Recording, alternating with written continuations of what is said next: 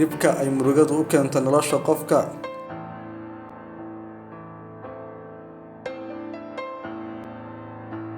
dhab ahaantii dadka badankood ma oga inay murugo hayso ama ay xaalad walwal ku dhex jiraan taasoo u daran caafimaadka qofka.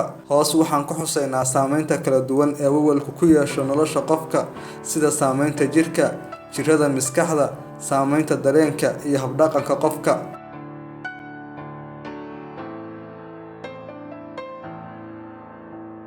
haddaan ku horumarno jirada maskaxda,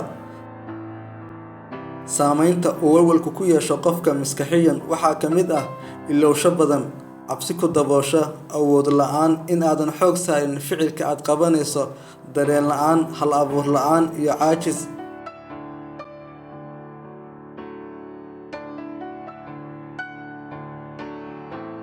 saameynta jirka,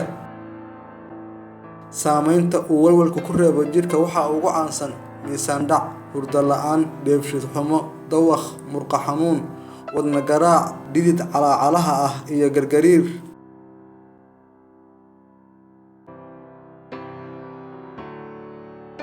saameynta dareenka,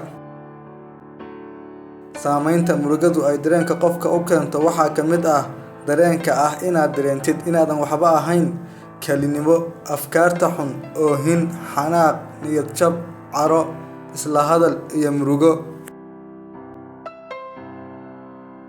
habdhaqanka qofka, murugada ayaa gebi ahaanba kaa bedelaysa habdhaqanka caadiga ah. saameynta ay habdhaqankaaga u keento waxaa ka mid ah cunida khasban, doorbidida inaad haligto naftaada, in aad ismoodsiiso in dadkoo dhan kaa sheekeynayaan iyo in lagu dhibaateynayo.